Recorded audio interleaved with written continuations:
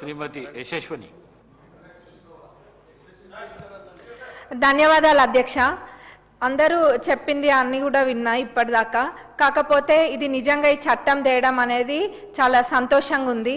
ఎందుకంటే ఒక పొలిటీషియన్గా చెప్పట్లేను, ఒక మహిళగా మరి యూత్ పక్షాన ఇంకా ఏదైతే గ్రౌండ్లో వాస్తవాలు ఉన్నాయో వాటన్నిటిని దృష్టిలో పెట్టుకొని చెప్తున్నా అధ్యక్ష.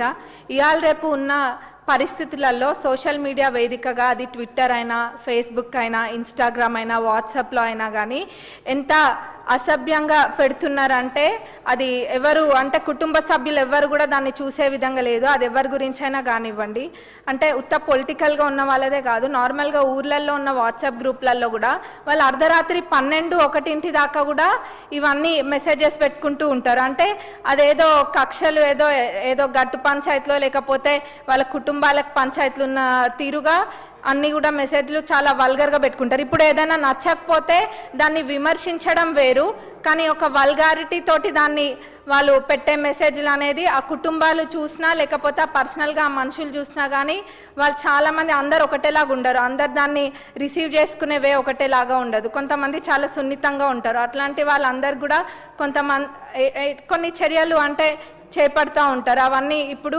చట్టం కఠినంగా ఉంటేనే ఏదైనా తప్పు చేసే వాళ్ళు భయపడతారు. ఇప్పుడు ఏమైపోతుందంటే సోషల్ మీడియాలో ఎంత అంటే ఇందాక అన్నారు స్కైజ్ లిమిట్ అన్నట్టుగా అయిపోతుంది. అంటే ఏదైనా మాట్లాడచ్చు, ఏదైనా చేయొచ్చు.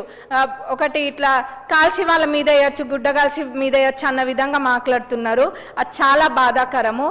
ముఖ్యంగా నేను ఒక సందర్భంలో అనుకున్నా, అంటే అందరు అన్ని అంశాలు కవర్ చేసిండ్రు, కానీ మహిళల గురించి ఒకటి ప్రత్యేకంగా మాట్లాడాలనుకుంటున్నా.